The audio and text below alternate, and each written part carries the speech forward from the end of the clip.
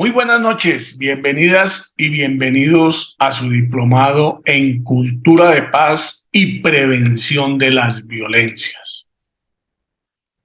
Hoy tenemos un tema muy importante, sumamente delicado, complejo, pero muy interesante y muy importante, en el que hay que trabajar muchísimo en nuestra sociedad para prevenir,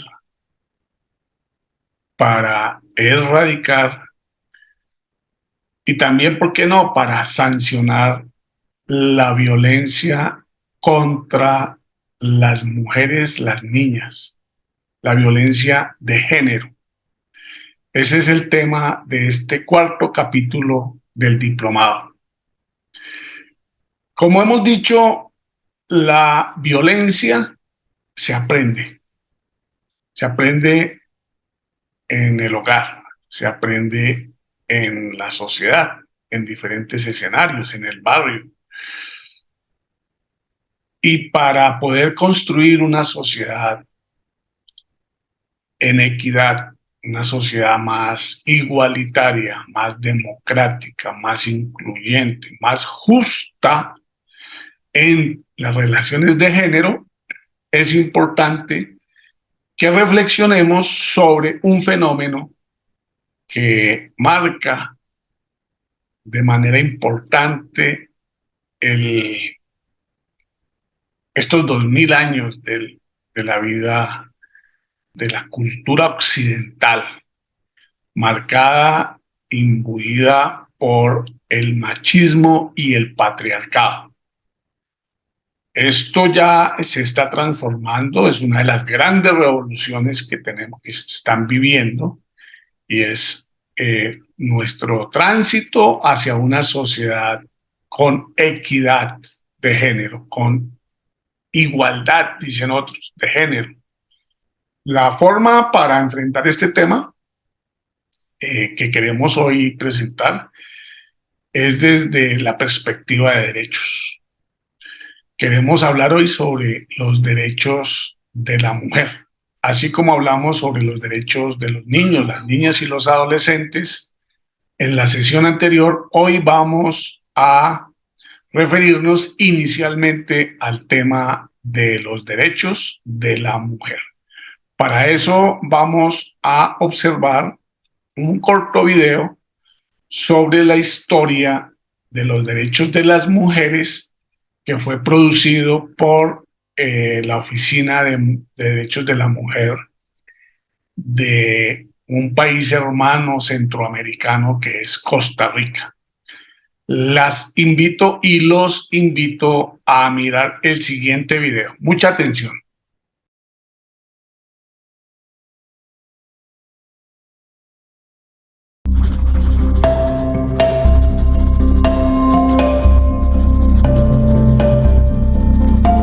Si según la Declaración Universal de los Derechos Humanos, todas las personas nacen libres e iguales en dignidad y derechos, ¿por qué hablar de los derechos humanos de las mujeres?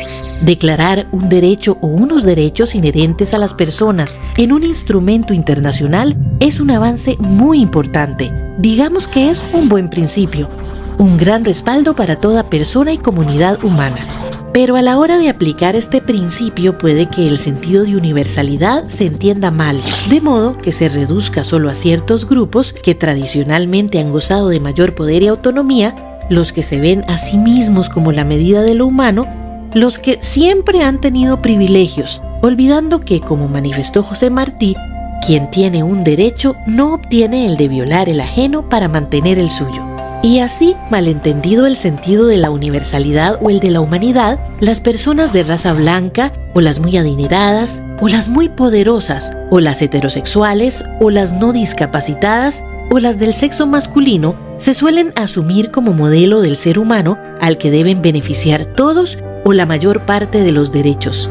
Esto ocurre porque en realidad se piensan a sí mismas según una imagen de humanidad socialmente construida que suele ajustarse al ideal en el que estas personas creen reconocerse.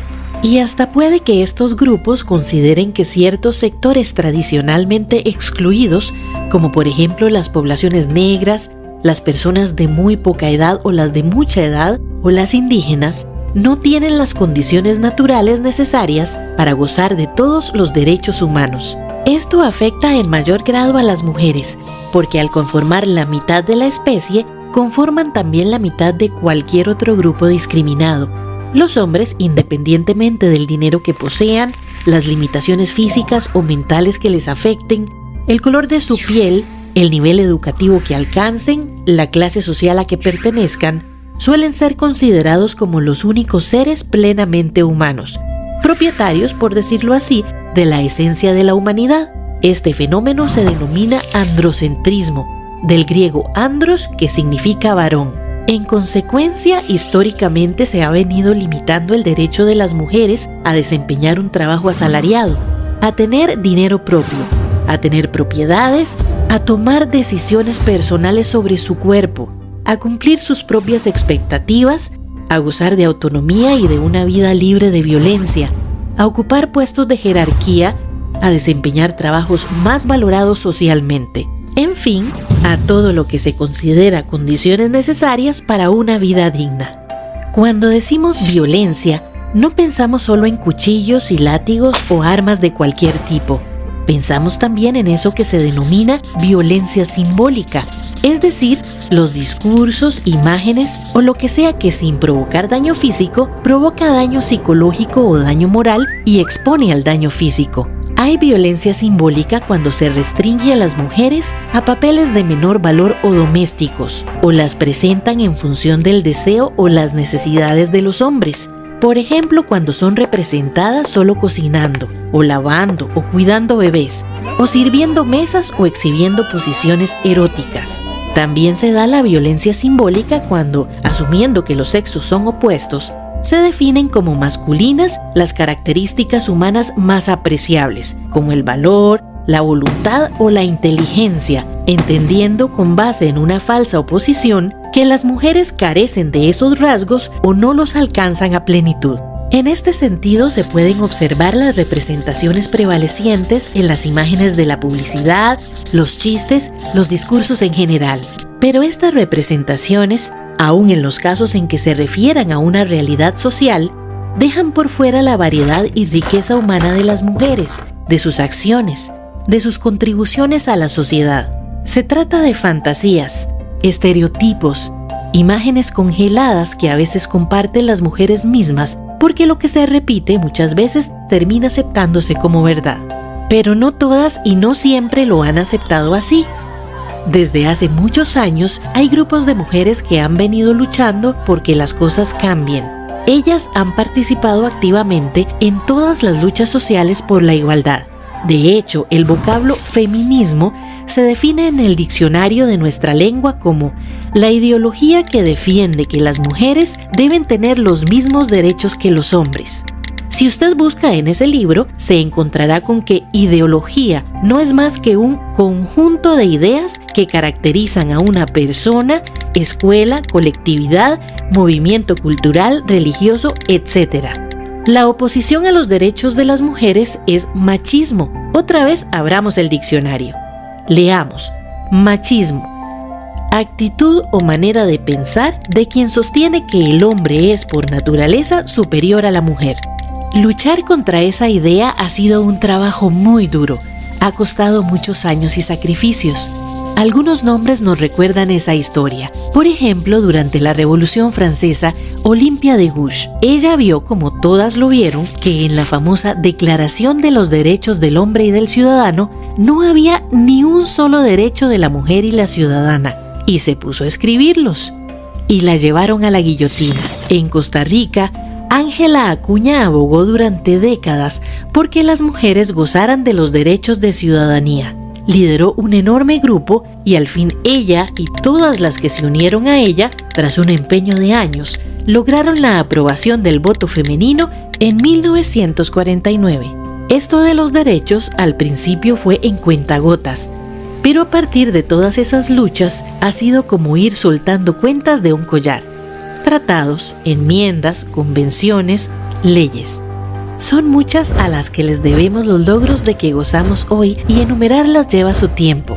Todas ellas se atrevieron a luchar por sus ideales, a pesar de los gestos reprobatorios y las caras de espanto de quienes creen que cuando las mujeres alzan la voz, el mundo se les descuadra. Recordarlas es importante porque, como dijo la filósofa Hannah Arendt, en la medida en que la historia no es solo una ciencia, sino también una forma de memoria, ayuda a iluminar el presente.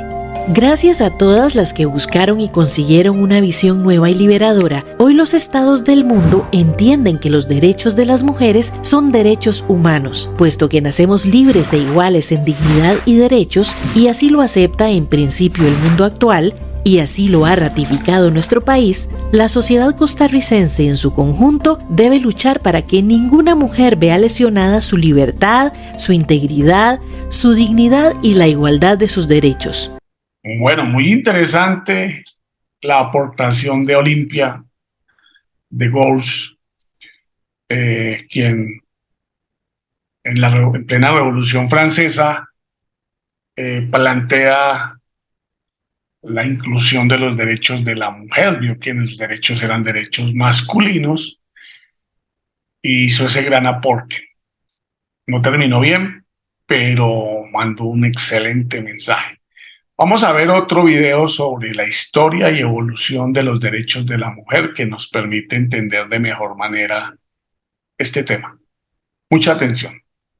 Las mujeres y las niñas son líderes, impulsoras de cambios, cuidadoras y encargadas del mantenimiento de la paz.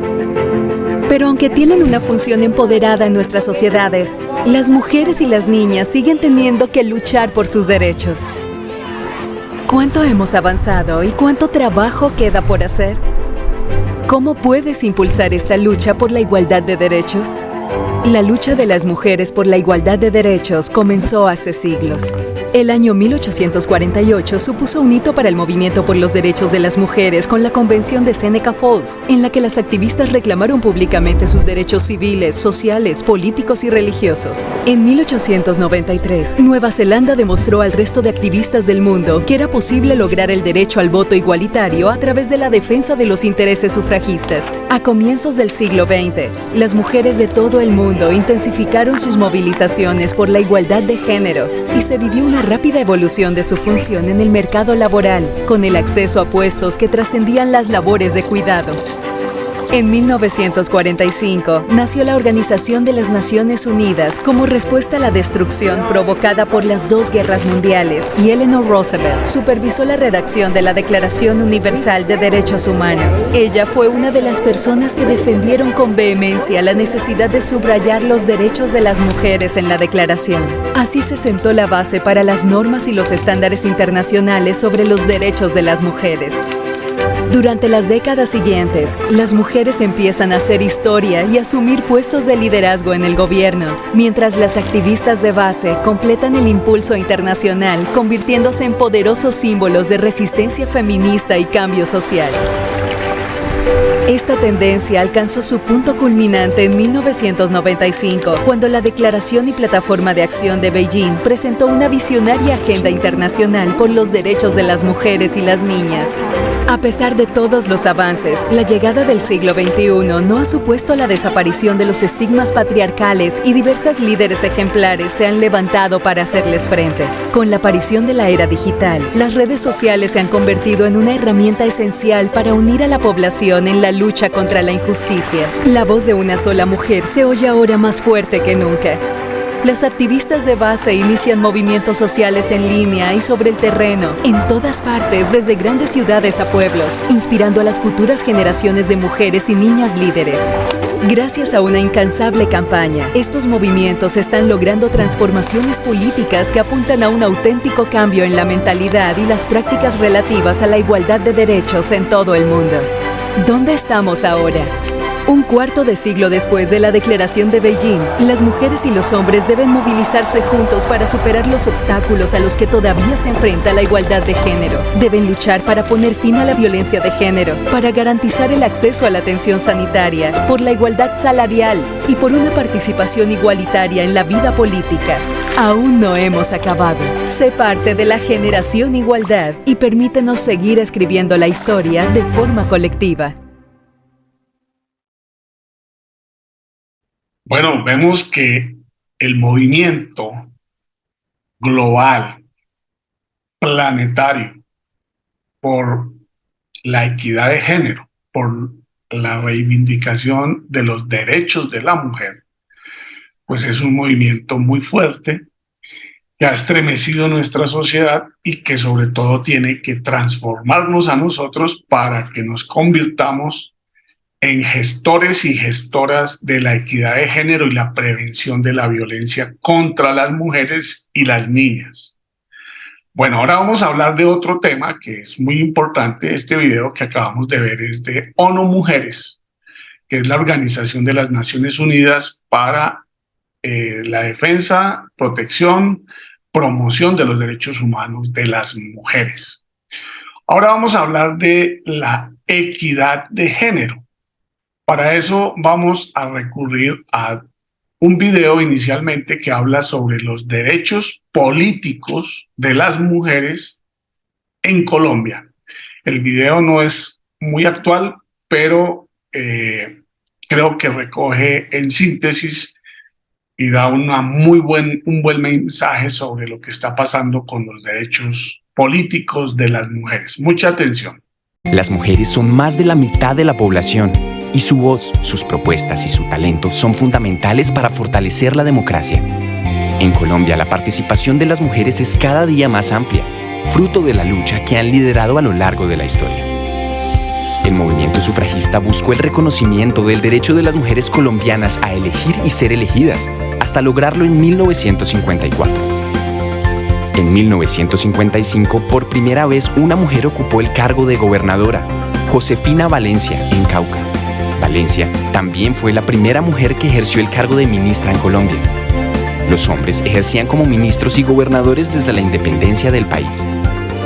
Finalmente, en 1957, las mujeres colombianas votaron por primera vez.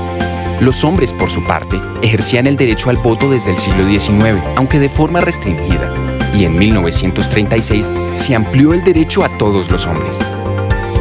En las elecciones de 1958 se eligió a la primera mujer senadora. En 1974 se presentó la primera candidata a la presidencia de Colombia. En 1991, por primera vez, una mujer fue nombrada ministra de Relaciones Exteriores. En 2002, una mujer fue designada ministra de Defensa. En 2010, Colombia tuvo por primera vez una mujer como Contralora General de la Nación.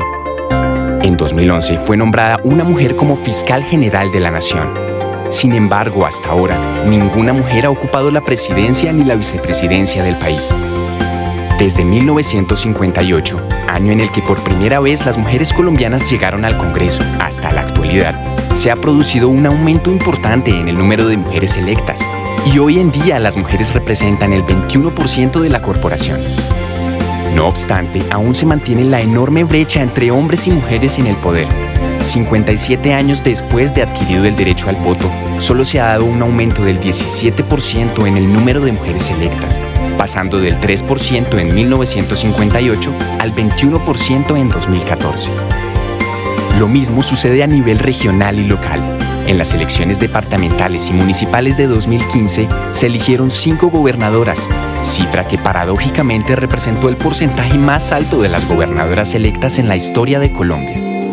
Desde 1992, año a partir del cual se eligen gobernadores por voto popular en Colombia, hasta 2015, se ha dado un aumento del 12.4%. Lo mismo sucede cuando hablamos a nivel local. En las últimas elecciones se logró el número más alto de alcaldesas electas en la historia de Colombia. Sin embargo, esta cifra representó tan solo un 12% del total de alcaldes elegidos.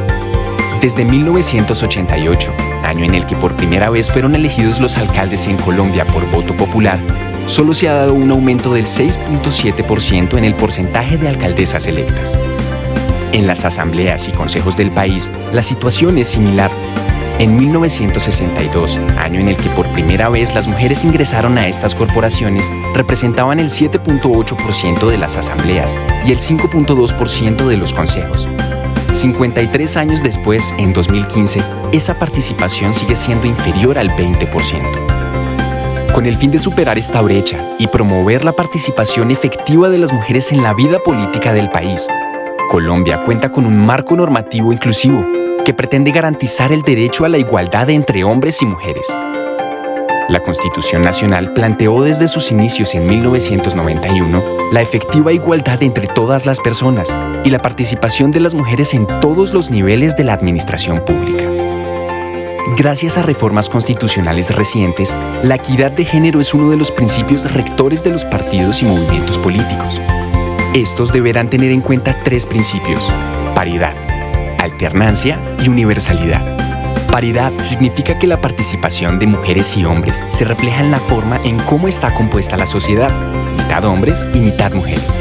Alternancia, es decir, que en las listas que los partidos presentan a las elecciones se intercalen hombres y mujeres. Y universalidad, que en todas las elecciones de los partidos o a cargos públicos se apliquen los criterios de paridad y alternancia. Además, la Ley 581 del año 2000 garantiza que como mínimo el 30% de los cargos decisorios de las entidades públicas sean ocupados por mujeres.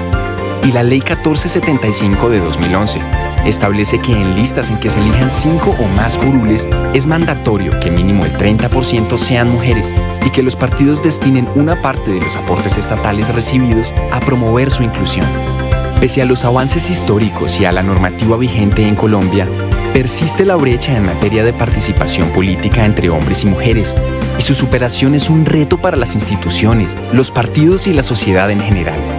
En el mundo de hoy, la apuesta es por la democracia paritaria. Colombia no se puede quedar atrás, ya que solo con la inclusión real de las mujeres se puede garantizar la calidad de su democracia.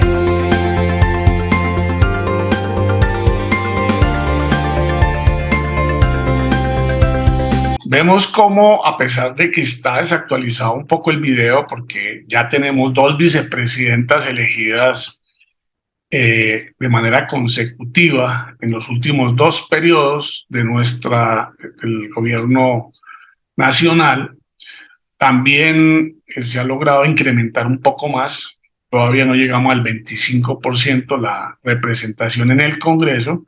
Y por estos días se acaba de hundir una reforma política que pretendía que las listas fueran cerradas y que fueran cremallera, es decir, que fueran hombre-mujer intercalados, y de esa manera lograr una aspiración legítima de las mujeres, que es que el Congreso y las corporaciones públicas sean paritarias, es decir, que estén representadas por hombres y mujeres en igual número de proporciones. Yo soy más optimista. Yo creo que después de 2000 años, y en caso colombiano 200 años de vida republicana, donde hemos de manera hegemónica administrado la nación, los departamentos, los municipios, los hombres, yo pensaría que, digamos, lo más justo, lo más equitativo sería que les pudiéramos dar 100 años, por lo menos 100 años para que administren, y yo soy absolutamente convencido que este país se transformaría, cambiaría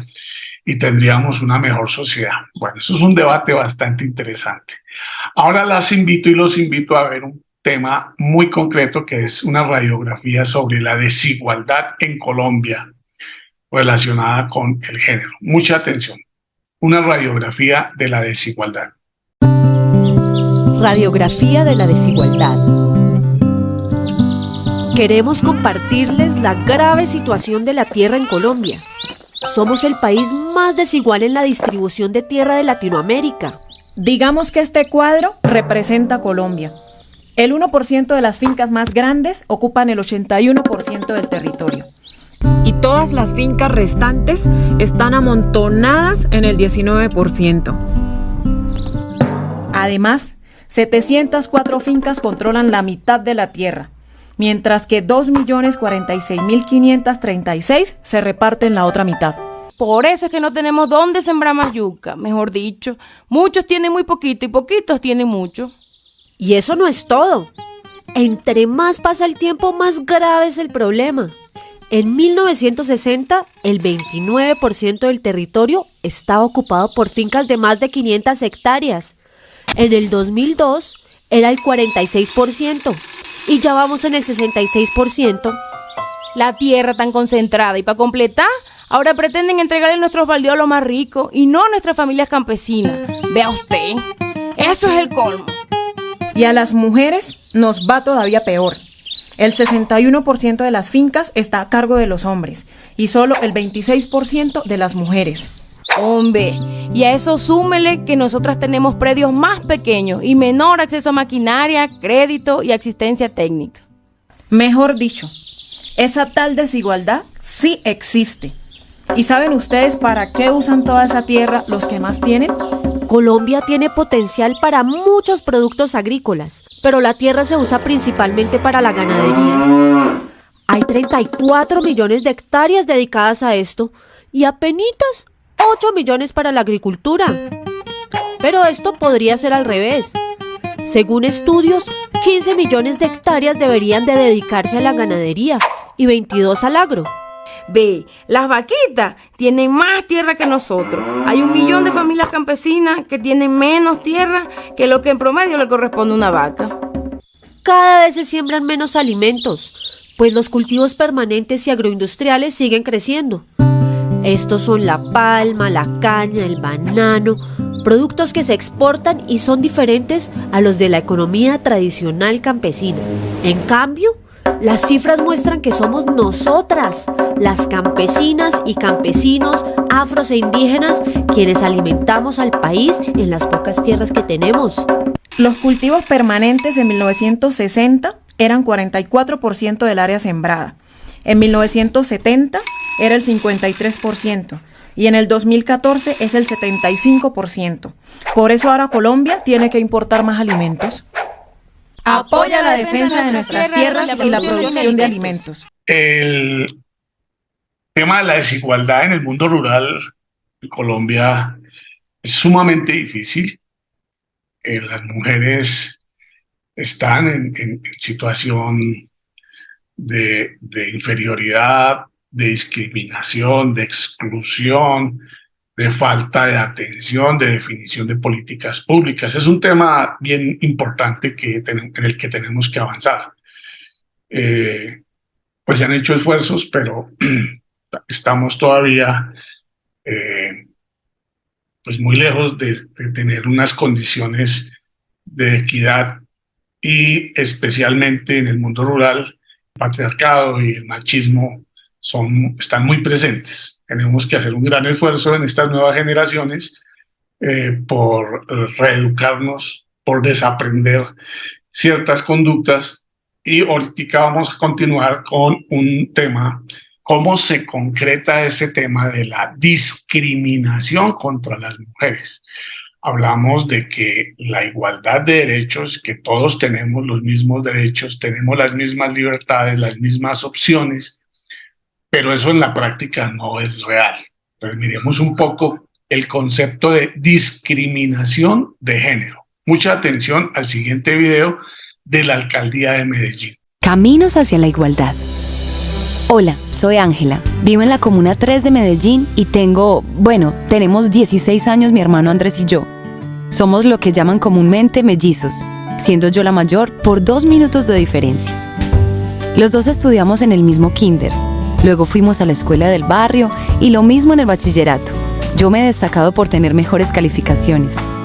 Mejor dicho, las cosas iban de maravilla. Todo era equitativo para los dos. El trato de mis padres para mi hermano y para mí era muy similar. Pero desde que comenzó este año, en el que ambos estamos por terminar el bachillerato, he notado que las cosas han cambiado. Un día cuando volvía de hacer un mandado a la tienda, escuché por casualidad que mi mamá hablaba con alguien por teléfono y le decía: "No, definitivamente Jaime y yo estamos muy contentos porque Andrés quiere ser ingeniero. Sí, claro, se va a presentar a la de Antioquia, a la Nacional. Sí, mijita, estamos felices. Claro, los dos se gradúan este año. Adiós, gracias". ¿Quién? No, ¿para qué? Lo más seguro es que se enamore y se case rapidito. ¿Novio? No, no tiene. Pero ella es muy bonita y seguramente dentro de poquito se consigue uno. Ojalá sea un buen hombre. Pero a la semana siguiente, a la hora de la comida, cuando todos estaban en la mesa, les conté que en un mes eran los exámenes del ICFES. Mi papá y mi mamá se miraron y me preguntaron que si estaba pensando presentarlos.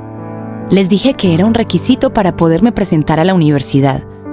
Y mi mamá, muy asombrada, me preguntó que si es que pensaba seguir estudiando. La conversación se extendió cuando mi papá dijo que realmente no podía pagarnos a los dos, que haciendo cuentas, escasamente podía apoyar a Andrés, que quería ser ingeniero.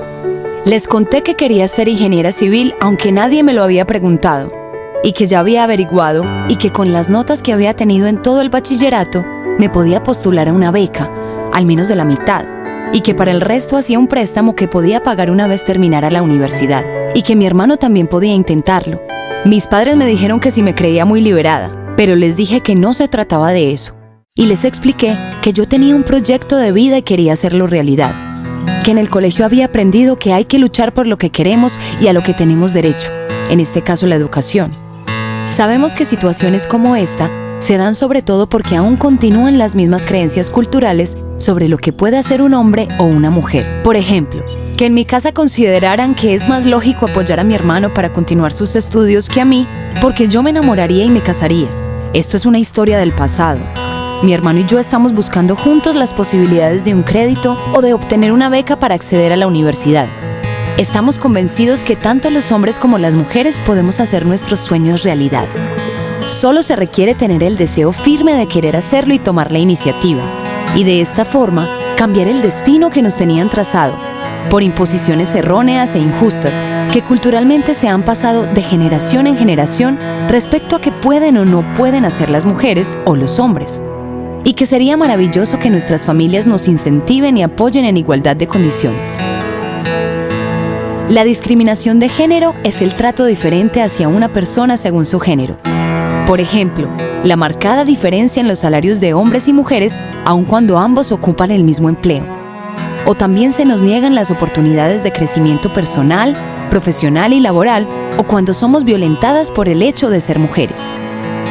Equidad de género se refiere al principio de igualdad real, de derechos y deberes entre mujeres y hombres para lograr el acceso de las mujeres al mismo trato y oportunidades, para el reconocimiento, goce y ejercicio de los derechos humanos y las libertades fundamentales, así como a la toma de decisiones en todos los ámbitos de la vida pública y privada. Medellín, todos por la vida. ¿Vieron cómo a Ángela, sus padres y el propio medio pues no le ayudan para poderse desarrollar?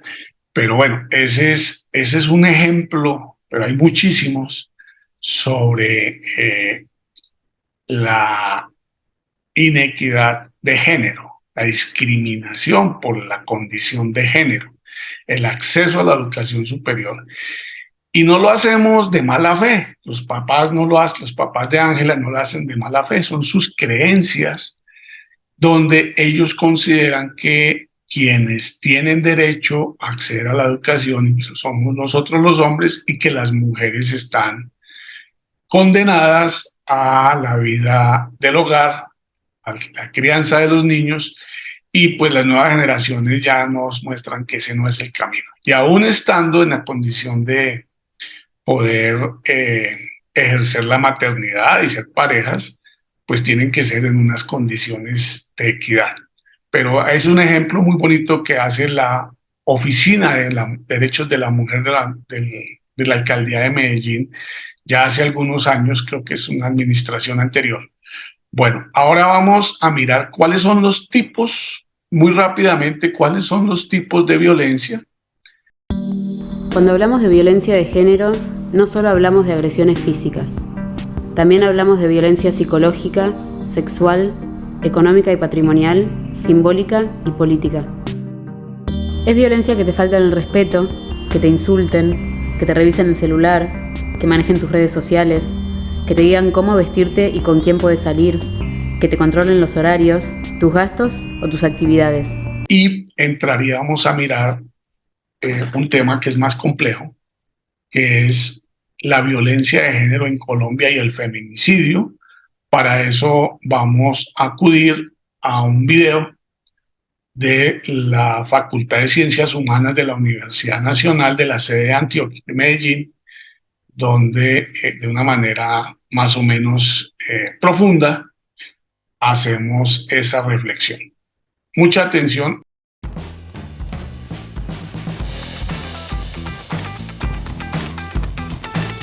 ¿Recuerdan a Juliana Zamboní, a Rosa Elvira Celi, a Sofía Cadaví o a la menor indígena violada por militares en Risaralda, entre otras muchas mujeres que hacen parte de esta pandemia de feminicidios y violencias de género que viene en aumento en estos tiempos de pandemia?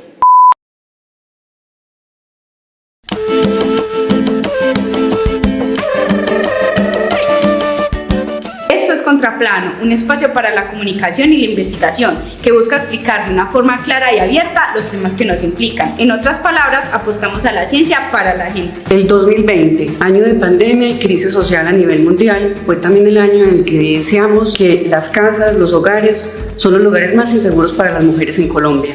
Según la Red Feminista Antimilitarista, en el 2020 tuvimos 630 casos de feminicidio. Desde el 1 de enero al 20 de enero del 2021 hemos tenido un caso por día de feminicidios en Colombia. Considerando la gran crisis que atravesamos nosotras las mujeres en Colombia debido al aumento de los feminicidios y las violencias de género, hoy vamos a explicar por qué la violencia de género es una pandemia que arrebata la vida de miles de mujeres en el mundo y en Colombia.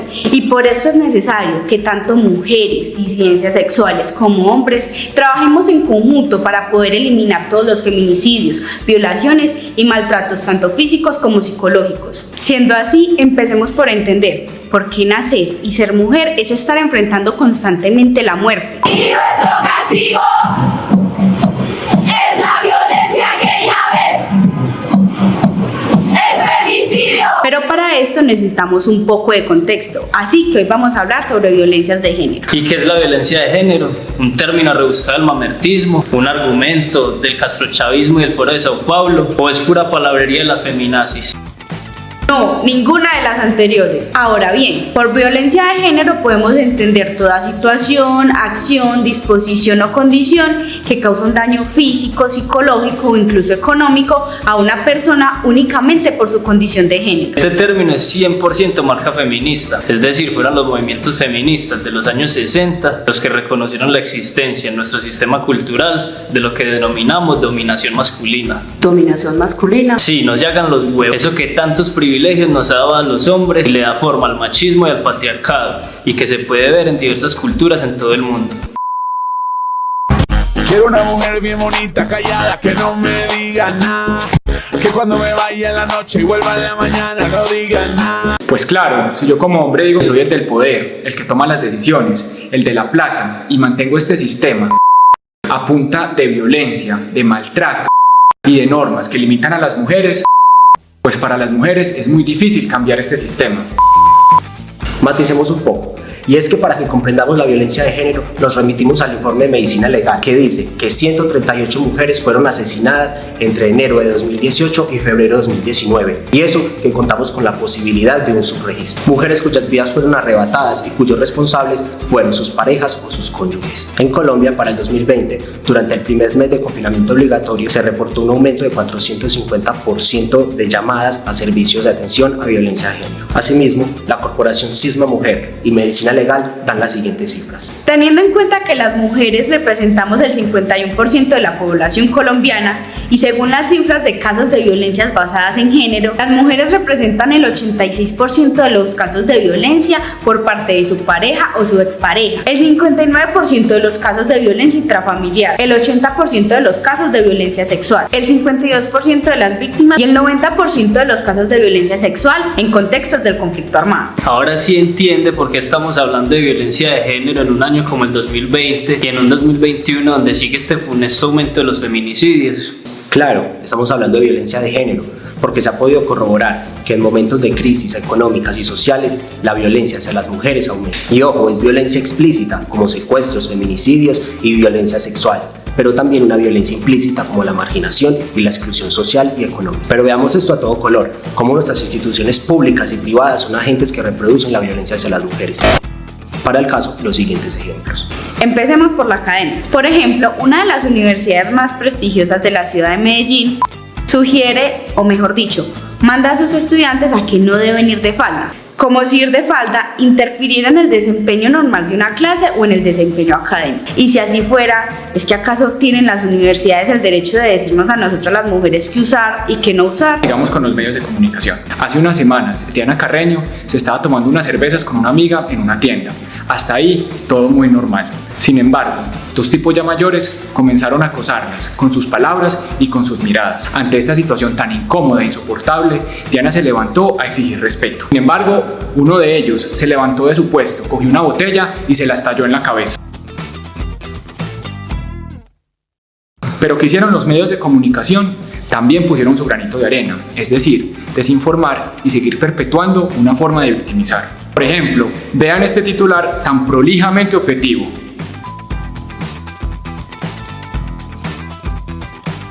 En fin, el descaro. Deja mucho que decir que un medio de comunicación diga que porque una mujer no aceptó un piropo fue brutalmente agredida. Es como si nos estuvieran diciendo a nosotras que tenemos la culpa o que también tenemos que aceptar un piropo de un hombre en la calle porque si no podemos ser atacadas por un hombre. Y no, las cosas no son así. El acoso hay que denunciarlo. Y los medios cojan oficio, dejen de intentar tapar el sol con un dedo. Sigamos, ya le llega el turno a la economía colombiana, esa misma que no le da para pagar el $1.000.000 a los asalariados, esa misma que tiene a cientos de miles de personas en las calles vendiendo empanadas, tintos, aguacates, cigarrillos y hasta domiciliando en Rappi, pero también esa misma que da para pagarle los suelditos millonarios a los congresistas, la mermelada a las élites políticas y los contratos a Sarmiento Angulo. El DANE reveló que el año pasado se perdieron 4.2 millones de empleos con la pandemia, pero las mujeres fueron las que peor llevaron del bulto. De cada hombre que perdió su puesto de trabajo, 2 mujeres perdieron el suyo. Así, para las mujeres el desempleo fue de un 28%, mientras que el de los hombres un 12%. Y esto no es solo por el COVID-19. Aún antes de la pandemia, las mujeres estaban en dificultades para conseguir un trabajo. Por ejemplo, para el 2019, en febrero, la tasa de desempleo de las mujeres era de un 16,5% en comparación a la de los hombres, que era de un 9,3%. De ahí que la falta de oportunidades laborales e ingresos económicos expone mucho más a las mujeres a las violencias basadas en género en sus hogares, tales como lo son el maltrato por parte de sus parejas, la explotación y el abuso sexual. Hay algo que no permite que nada cambie y eso es la impunidad. Según el Observatorio de Feminicidios, en lo corrido del 2020, 209 mujeres y niñas fueron asesinadas por su condición de género, pero el 93% de estos casos de feminicidio siguen en la impunidad. Por eso, desde la perspectiva de los hombres, queremos hacer algunas observaciones para que la violencia contra las mujeres cese cada día. Primero, dejemos de pensar en la idea falsa de que las mujeres son débiles. Ellas son tan iguales y libres como los hombres. Segundo, dejemos de cosificar a las mujeres. Nosotras no somos objeto, no somos una cosa que se tiene y se desea, no somos un lujo ni una pertenencia. Somos personas capaces de tomar decisiones, libres y también que sentimos. Y ya nos hemos aguantado bastante a los hombres, la invisibilización y la opresión. Ya basta. Tercero, se debe intervenir cada espacio público y privado donde se pueda hackear a ese machista interno que habita dentro de cada hombre. Hombres, cojamos la trapera y la escoba. Por último, hombres, hablemos con otros hombres y reprobemos todo tipo de violencia contra las mujeres. Reconozcamos nuestra responsabilidad histórica sobre la violencia que hemos ejercido hacia ellas. Dedicamos esta videocolumna a todas las mujeres que han sido víctimas de agresiones, violaciones y feminicidio, pero sobre todo a aquellas mujeres que en sus liderazgos colectivos nos han enseñado a nosotros las mujeres, a los hombres y a la sociedad misma, que es el patriarcado, la violencia de género y también la posibilidad que tenemos todas y todos de construir un mundo en el que ser mujer no sea un peligro y nosotras tengamos autonomía, dignidad y podamos soñar. Muy diciente, muy interesante este último video. Lo hacen estudiantes de la Universidad Nacional de Colombia en la sede de Medellín. Creo que muestra de alguna manera algunas cifras importantes y nos hablan desde el punto de vista epidemiológico de una pandemia que puede ser más grave que la pandemia del COVID. y es la pandemia de violencia contra la mujer. Hay un enfoque que a mí me gusta mucho y es el enfoque epidemiológico para mirar la violencia como con un símil como una enfermedad. Tenemos que curarnos de esa enfermedad y para eso pues es la educación. La educación juega un papel muy importante en ese proceso. Entonces, por eso estamos hoy reflexionando en este diplomado sobre la violencia contra la mujer. No quise entrar en el tema de violencia contra las niñas porque en la sesión anterior pues trabajamos el tema de violencia contra los niños, niñas y adolescentes. Es un tema complejísimo, grave. Algunas personas me hicieron comentarios personales donde me cuentan que fue muy duro el video anterior porque les trajo remembranzas de situaciones que han vivido. Y pues yo me solidarizo con esa situación. Bueno, hasta aquí el tema de hoy. La pregunta de esta semana, para que por favor nos dejen en la caja de comentarios sus observaciones, es: ¿qué puedo hacer en mi familia, en mi comunidad, para ayudar a prevenir la violencia contra las mujeres? ¿Qué podemos hacer? ¿Qué recomendaciones? ¿Qué propuestas podemos hacer para prevenir la violencia contra las mujeres, para construir equidad, para buscar la paridad y pues construir una sociedad codo a codo entre hombres y mujeres en equidad y justicia? Esa es la pregunta que quiero que ustedes en sus comentarios nos dejen sus observaciones, sus propuestas, sus comentarios. Les agradezco infinitamente haber participado en esta sesión. Nos vemos dentro de 8 días con el 5º capítulo de nuestro diplomado en Cultura de Paz y Prevención de las Violencias. Feliz noche, feliz semana.